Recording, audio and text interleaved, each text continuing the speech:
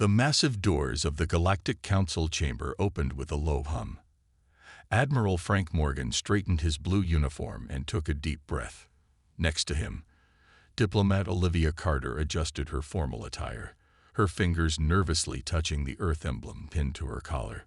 "Remember," she whispered, "we represent all of humanity today." Frank nodded. After decades of sending signals to the stars, humanity had finally received an answer 3 years ago. Now, in 2157, they stood before the Galactic Council, the first humans to set foot on the planet Zenith. They walked forward into the vast circular room. Creatures of all shapes and sizes sat in rising tiers around them. Some looked almost human with 2 arms and legs. Others had multiple limbs, unusual skin colors, or body shapes that defied Earth biology. The air smelled like cinnamon and something metallic. In the center of the chamber stood a platform surrounded by floating screens. A tall, slender alien with pale blue skin and 4 arms gestured for them to approach. This was High Counselor Tarsix of the Elveran species, the oldest and most respected civilization in the Council. "Representatives of Earth," Tarsix spoke in perfect English, "you stand before the united worlds of the Galactic Council. We have observed your civilization since your first radio transmissions. We have studied your history, your wars, your art, your sciences." Frank felt a surge of pride. Humanity had overcome so much. Global warming, resource wars, the collapse of 2089. They had united as one planet and reached for the stars. "We have reviewed your application to join the galactic community," Tarsix continued. "The Council has reached its decision." Olivia stepped forward. "High Counselor, we come in peace and friendship. Earth is ready to take its place among the stars." A murmur rippled through the chamber. Frank noticed several delegates leaning forward in their seats. Something felt wrong. Tarsix raised a hand for silence. "Humans of Earth, while we acknowledge your technological achievements, the Council has serious concerns. Your species demonstrates troubling patterns. You are unpredictable, violent. Your history is marked by constant warfare. Even during peace, you prepare for conflict." "With respect," Olivia said, "many of your own species have similar histories. We have learned from our past." "Have you?" asked a reptilian delegate. "Your current space vessels include weapon systems. Your first instinct upon discovering alien life would be to defend yourselves." "Self-defense is not aggression," Frank argued. "The Council has observed other concerning behaviors," Tarsix continued. "Your rapid technological advancement outpaces your ethical development. Your media glorifies violence. Your economic systems encourage resource exploitation. These are traits the Council cannot risk introducing to the galactic community." Frank felt his stomach tightening. This was not going as planned. "The Council has voted," Tarsix announced. "By overwhelming majority, humanity's application for membership is denied." Olivia gasped. "Denied? But we—" "Furthermore," Tarsix continued, "the Council deems humanity a potential threat to galactic stability. Therefore, we enact Containment Protocol 7. Images appeared on the floating screens, diagrams of Earth's solar system with a boundary marked beyond Pluto's orbit. You will surrender all faster-than-light technology. A quarantine barrier will be established at the edge of your solar system.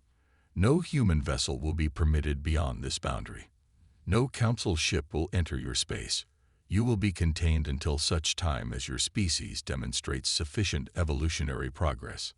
Frank stepped forward. "You can't do this. You're imprisoning an entire species. You will be confined only to your home system. 8 planets, numerous moons and asteroids. Ample room for your current population," said a bulbous delegate from the upper tiers. Olivia's diplomatic training faltered. "This is unjust. You judge us by our past without giving us a chance to prove ourselves."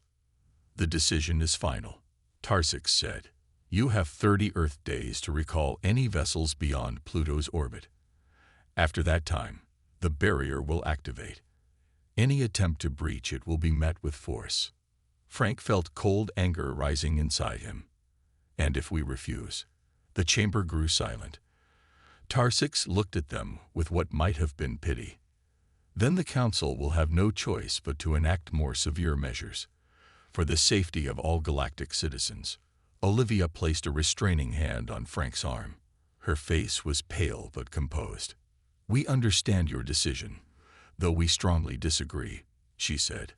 "We request permission to return to Earth and inform our government." Tarsix nodded. "Granted.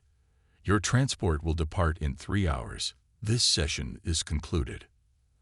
As they were escorted from the chamber, Frank leaned close to Olivia. "This isn't over," he whispered. "They have no idea what humans do when cornered." The news of humanity's banishment spread across Earth like wildfire. In the massive United Earth Government building in Geneva, leaders from all nations gathered for an emergency meeting. The grand hall buzzed with angry voices and fearful whispers. President Laura Nelson stood at the podium, her face grim. Behind her, screens showed the quarantine barrier that would soon trap humanity in their own solar system. "We have 25 days left before the barrier activates," she said. The room fell silent. "Our options are limited. The Galactic Council's technology far surpasses our own." Admiral Frank Morgan sat in the front row. The journey back from Zenith had been long and silent. Neither he nor Olivia had slept much. "Madam President," he called out, "I suggest we prepare our fleet. We can't match their firepower, but we can show them we won't be caged without a fight." Shouts of agreement rose from military leaders. Others called for caution. "And start a war we cannot win," asked the Chinese representative. "We would be destroyed." As the debate raged, a woman with short gray hair and intense eyes slipped into the seat beside Frank. He recognized Dr. Amelia Wright, Earth's leading physicist who had helped develop their first faster-than-light drive. "Admiral," she whispered, "I need to speak with you privately. It's about the barrier." 20 minutes later, Frank, Amelia, and Olivia Carter huddled in a small conference room. "The council showed us the barrier specs during the judgment," Amelia said, spreading diagrams on the table. "They wanted to intimidate us, but they actually gave me valuable information." She pointed to energy patterns on the screen. "The barrier isn't solid. It's an energy field that forms in layers, like an onion. And during formation, there will be gaps, temporary weaknesses we could exploit." Frank leaned forward. "You mean we could get ships through?" "Theoretically, yes. But only during the initial activation, and only for a brief window." Her eyes gleamed with intensity. "We'd need to position ships perfectly at the edge of the system." Olivia frowned. "Even if we could get past the barrier, where would we go?" "The Council controls this entire sector of the galaxy." "Not the entire galaxy," Amelia replied. "There are unexplored regions beyond Council space. The Perseus Arm, for instance. It's largely unmapped." Frank paced the room. How many ships could make it through? 5, maybe 6 at most. They'd need to be large enough to sustain a colony, but small enough to slip through the gaps. The door opened and Colonel Jack Daniels entered. His weathered face looked tired. "Sorry I'm late," he said. "The President is still debating our official response. Most are leaning toward compliance." Frank shared Amelia's theory. Jack listened carefully, then nodded slowly. "It's risky," he said. "But what other choice do we have? Surrender our future to the Council's judgment." Over the next 3 weeks, as Earth publicly prepared to accept the Council's terms, a secret plan formed. 5 colony ships were prepared under the guise of solar system settlement vessels: the Voyager, Pathfinder, Pioneer, Horizon, and Discovery, each carrying 10,000 carefully selected colonists. Scientists, engineers, doctors, soldiers, farmers, teachers, the best of humanity, chosen for their skills and adaptability. Frozen embryos and DNA samples provided genetic diversity. Supplies and manufacturing equipment would allow them to build a new home wherever they landed. On the night before the barrier activation, families said tearful goodbyes. Many volunteers left loved ones behind, knowing they might never see Earth again. In her quarters aboard the Pathfinder, Olivia Carter recorded a final message to her sister. "I don't know if you'll ever see this," she said, wiping away tears. "But I have to try. We all do. If we stay, humanity will be trapped forever. Out there, we have a chance to build something new, something greater than what the Council thinks we're capable of." At launch stations across Earth, 5 massive ships quietly lifted into space. They accelerated toward the edge of the solar system, racing against time. Earth's official government sent messages of compliance to the Council, while secretly hoping their children would find freedom among the stars. As the 5 ships approached Pluto's orbit, they received word that the barrier was beginning to form. The moment of truth had arrived. Captain Noah Phillips gripped the arms of his command chair as the Pathfinder raced toward the outer edge of the solar system. The ship's engines strained at maximum power. On the main screen, strange energy patterns flickered at the boundary beyond Pluto, the first signs of the barrier forming. "All ships, maintain formation," Noah ordered. "Dr. Wright, what are we looking at?" Dr. Amelia Wright studied the sensor readings. Her eyes darted across multiple screens of data. "The barrier is forming faster than expected. We have maybe 20 minutes before the gaps close." Noah looked at the tactical display. The 5 ships flew in a tight V formation with the Pathfinder in the lead. Each vessel carried 10,000 people in a mix of active crew and cryosleep passengers. The fate of 50,000 humans rested on the next few minutes. "Captain," called out the communications officer, "the Voyager reports all systems go. Pioneer and Discovery confirm they're ready. Horizon is having engine trouble. They're falling behind." Noah exchanged glances with Colonel Jack Daniels, who stood at the tactical station. "Tell Horizon to push those engines beyond safety limits if necessary. We can't wait for them." On the bridge of the Horizon, Chief Engineer Bill Carson worked frantically to restore full power. Sweat rolled down his face as he rerouted energy from non-essential systems. "The main drive is overheating," he reported to his captain. "I can give you 80%, maybe 85%, but no more." Captain Samantha Peterson's voice came through his communicator. "That's not enough, Bill. We need everything you've got, or we'll miss our window. If I push it harder, the core could destabilize. If we don't make it through that barrier, it won't matter anyway. Do it." Back on the Pathfinder, Olivia Carter watched the barrier with growing anxiety. The energy field was becoming more visible, a shimmering curtain of blue-green light that wrapped around the entire solar system. "There," Dr. Wright pointed to a section of the screen. "I've located a gap forming at these coordinates. It's the largest one we're likely to get." Noah didn't hesitate. "All ships, adjust course to heading 227 Mark 43. Full speed." The 5 massive colony ships turned as one, burning precious fuel to align with the opening. The gap in the barrier was barely wide enough for 1 ship at a time. "Voyager will go first," Noah ordered. "Then Pioneer, Discovery, Pathfinder, and Horizon." The Voyager accelerated forward. As it approached the barrier, the ship seemed to shimmer and distort. For a terrible moment, it looked like it might break apart. Then it slipped through and vanished from their sensors. "Voyager reports successful passage," the communications officer announced. Relief spread through the bridge. The Pioneer followed, then the Discovery. Both ships made it through safely. "We're next," Noah said. "Status of the Horizon?" "They're still behind us, sir. The gap is closing quickly."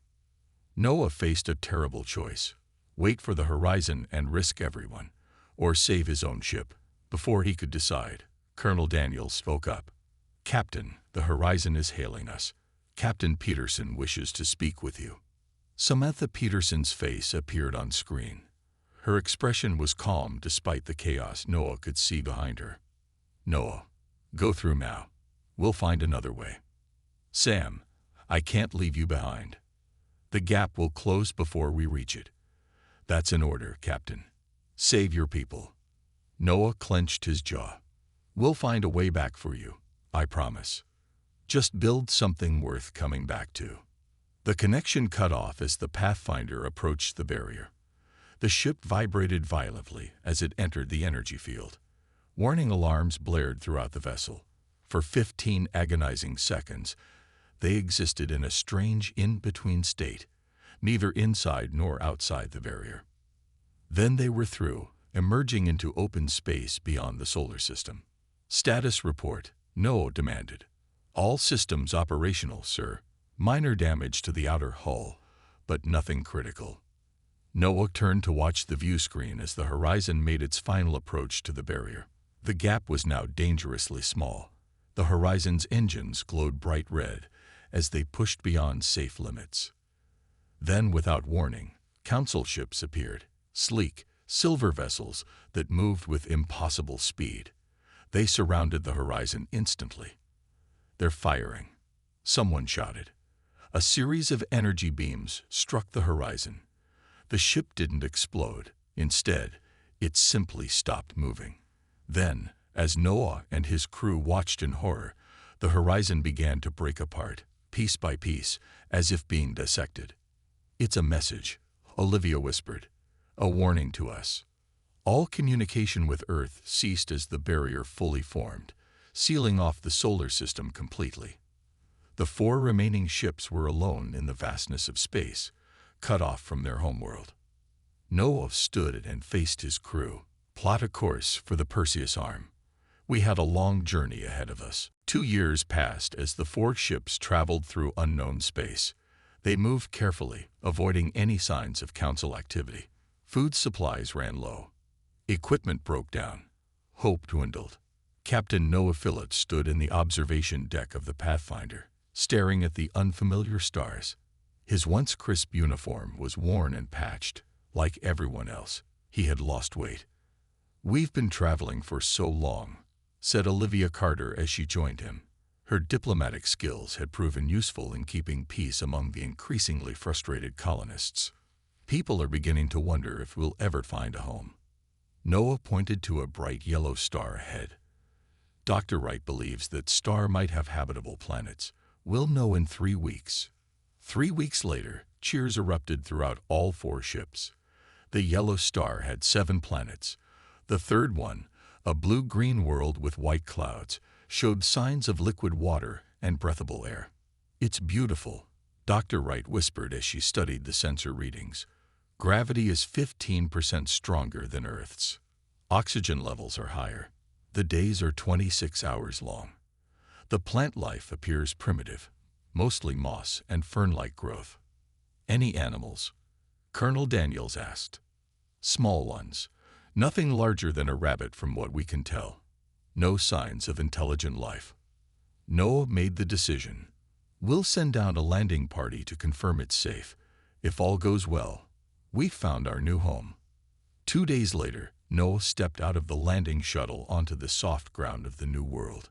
The air smelled fresh and sweet. The higher oxygen made him feel lightheaded but energized. The stronger gravity pulled at his body, but not uncomfortably so. "This soil is rich," said one of the agricultural experts, digging her hands into the dark earth. "We can grow food here." "The water is clean," reported another scientist, testing a nearby stream. "With minimal filtering, it will be safe to drink." They named the planet Haven. Within a month, the first permanent settlement began to take shape. The colonists built shelters partly underground to hide from any passing council ships. They planted crops and set up solar collectors for power. Governor Elizabeth Holt was elected to lead the colony. A former city manager from Earth, she had a talent for organization and long-term planning. "We must think differently here," she told the colonists during their first community meeting. "On Earth, nations competed. Here, we must work together or die together." The colony faced many challenges. The stronger gravity caused bone problems. Strange bacteria caused illnesses that Earth medicine struggled to treat. During the first winter, temperatures dropped far lower than expected. 23 colonists died before they adapted their heating systems. But humans proved remarkably adaptable. After 1 full year on Haven, The colony had built a small but thriving community of underground and surface structures. Crops grew in protected fields.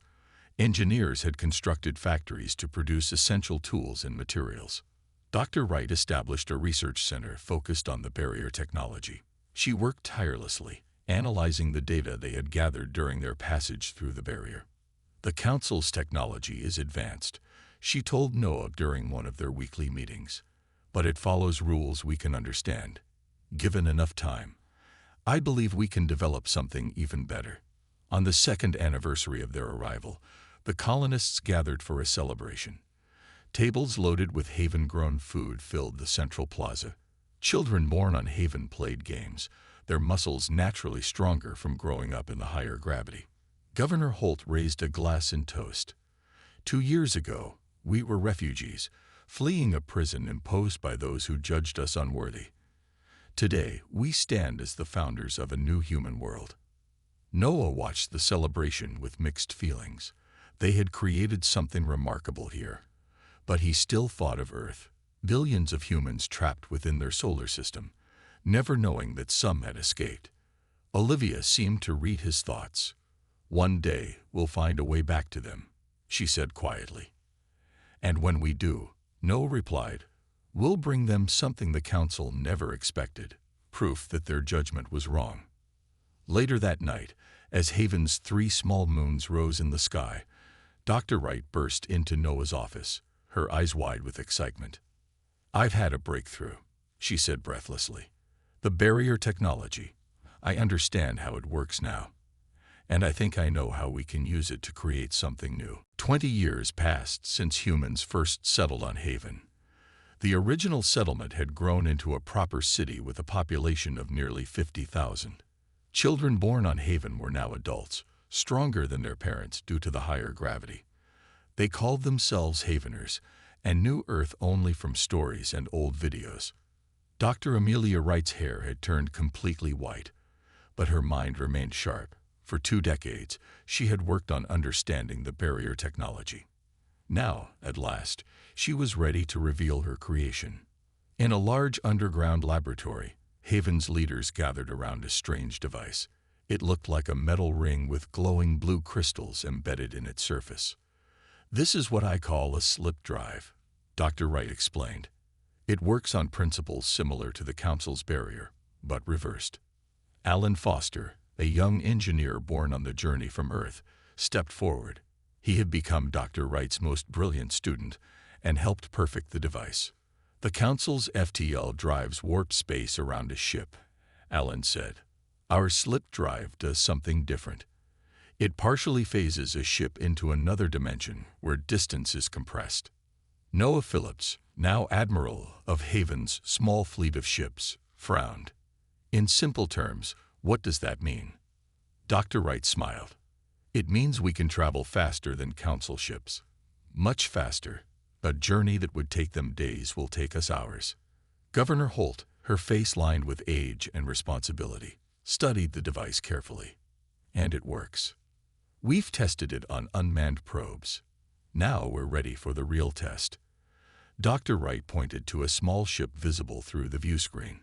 "The Defiance, our first slip-capable vessel." The Defiance was smaller than their colony ships, built entirely with materials from Haven. Its hull was reinforced to withstand the stresses of slip travel. At its heart was the new drive system. Captain Lily Garcia had volunteered to pilot the test flight.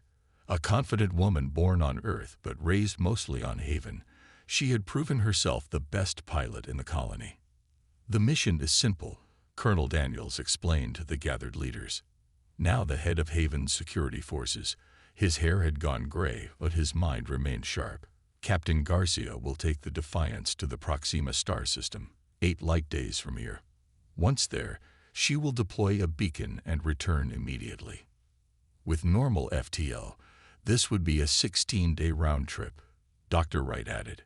"With the slip drive, she should return in less than 24 hours. The next morning, the entire colony watched as the Defiance rose from the surface and climbed into the sky. Once it reached safe distance, Captain Garcia activated the slip drive. The ship seemed to shimmer, as if seen through heat waves. Then it stretched like an image in a funhouse mirror, a flash of blue light, and it was gone. For 23 hours, the colony waited anxiously. Some feared the ship had been destroyed. Others worried it had been captured by Council patrols. Then, exactly on schedule, sensors detected the return of the Defiance. The ship appeared in a flash of blue light, perfectly intact. When Captain Garcia stepped out of the ship, she was smiling broadly. In her hand, she held a small rock. "A souvenir from Proxima 3, she announced, holding it up for all to see. "The slip drive works perfectly." The journey took just under 4 hours each way. The crowd erupted in cheers. Dr. Wright wiped tears from her eyes as Alan hugged her. Admiral Noah Phillips stood silent, understanding the full importance of this moment. With this technology, humans could travel where Council ships could not reach. They could build colonies beyond Council detection. They could create their own interstellar civilization. "This changes everything," Olivia Carter whispered beside him. Now serving as Haven's chief diplomat, she had helped forge the colony's government. "We're no longer refugees. We're explorers again." Over the next 5 years, Haven built more slip-capable ships. They sent explorers to nearby star systems, finding 2 more habitable planets. Small colonies were established, each focused on different goals. New Sparta concentrated on military training and defense. Athena became a center for scientific research. Concordia specialized in diplomacy and culture. Unlike the Galactic Council, which imposed its will on member species, these human colonies formed a loose alliance based on mutual benefit and respect.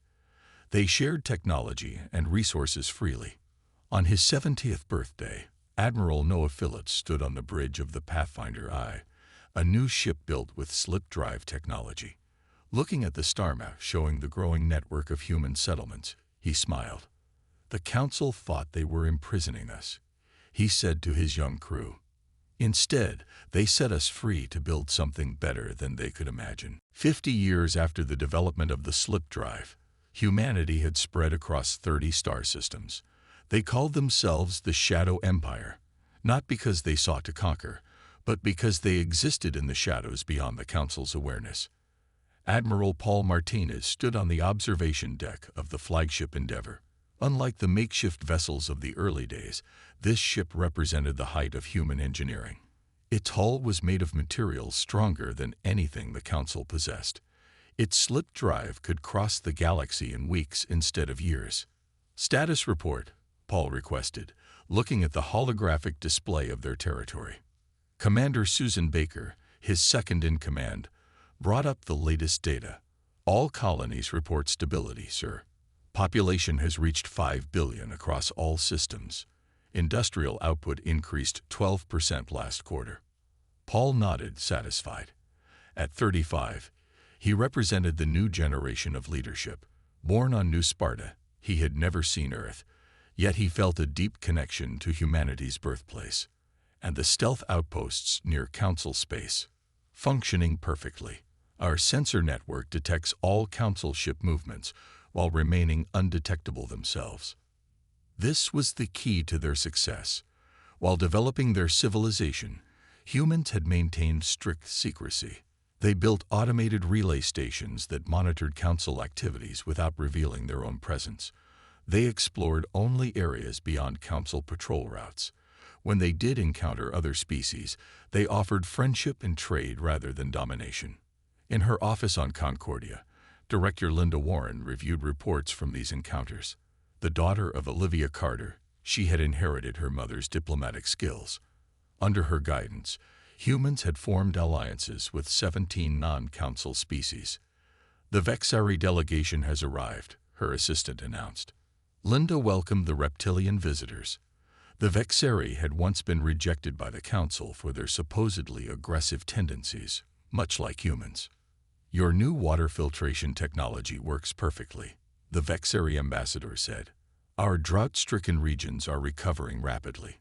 "We're pleased to help," Linda replied. "Your mineral exports have allowed us to expand our shipbuilding capacity."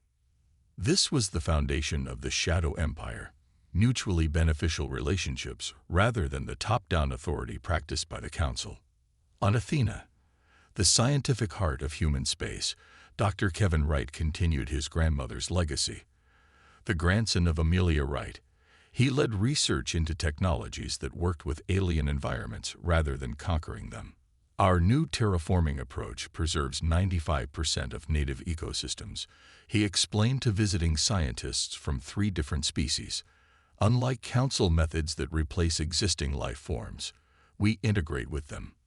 One visitor, a floating crystal being from the gas giant Nix, pulsed with blue light, their version of applause.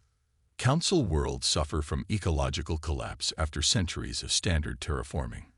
The being communicated, "Your methods give planets new life while honoring what already exists."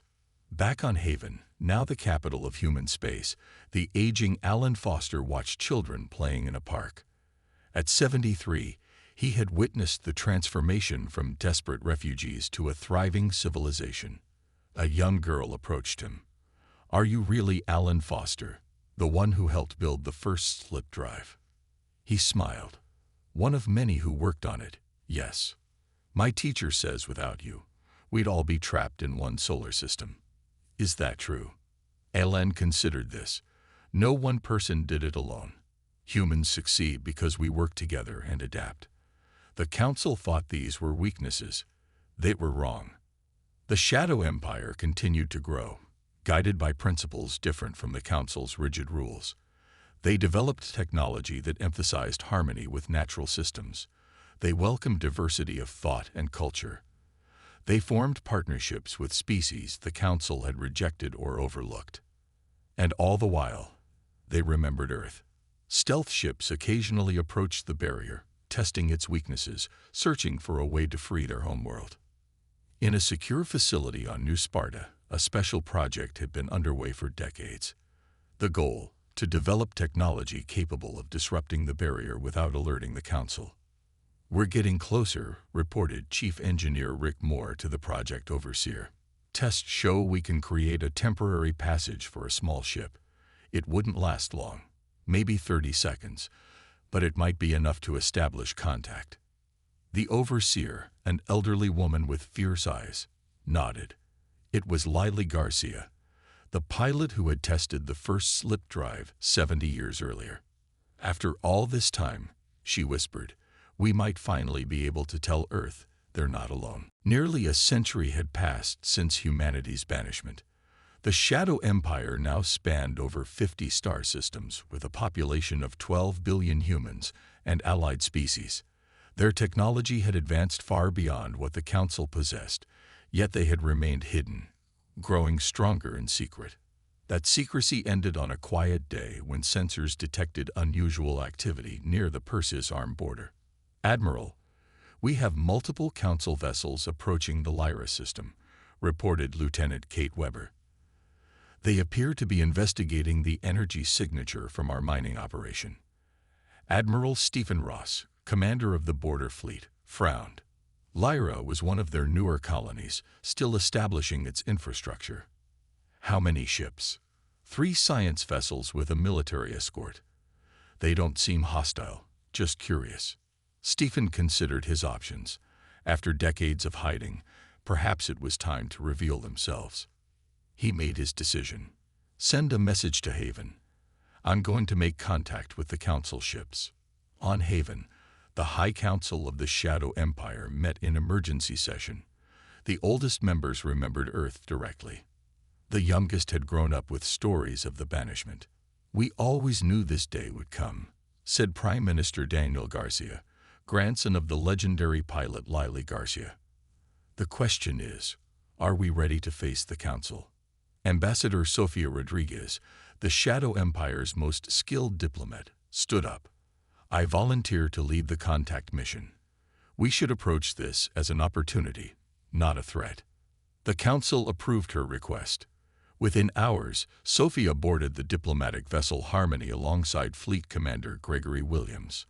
As they traveled to the Lyra system, they prepared for humanity's first official contact with the Galactic Council in a century. When they arrived, Admiral Ross had already established communication with the Council ships. The Council representatives seemed confused rather than hostile. They're requesting visual communication, Admiral Ross told Sophia when she arrived. Their lead representative is an Elverin named Elder Tylos. Sophia's heart raced. According to historical records, Tylos had been present at humanity's judgment ceremony a century ago. He would be ancient now, even by Elverin standards. The view screen activated, showing a frail blue-skinned alien with 4 arms and large wise eyes. Despite his age, Elder Tylos recognized the significance of the moment immediately. "Humans," he said, his voice thin but clear. "You exist beyond the barrier." This was unexpected. Sophia stepped forward. "Elder Tylos, I am Ambassador Sophia Rodriguez of the Stellar Concordance, what you might know as the Shadow Empire. We have been watching your approach to this system, which has been part of our territory for 15 years. Xylos's eyes widened. "Your territory? How many worlds do humans inhabit now?" "More than 50 star systems, with a combined population of 12 billion. We have formed alliances with 17 species outside Council jurisdiction." The Elverin seemed genuinely shocked. "This is impossible. The barrier has never been breached." "It wasn't breached," Commander Williams explained. "A small group escaped during its formation. From those few, we built something new." For hours, Sophia shared the story of humanity's journey. The escape, the founding of Haven, the development of the slip drive, and the gradual expansion of human civilization. She emphasized not their military strength, but their achievements in science, medicine, art, and peaceful cooperation with other species. "Unlike the Council, we don't impose our will on others," she explained. "We form partnerships based on mutual respect and benefit."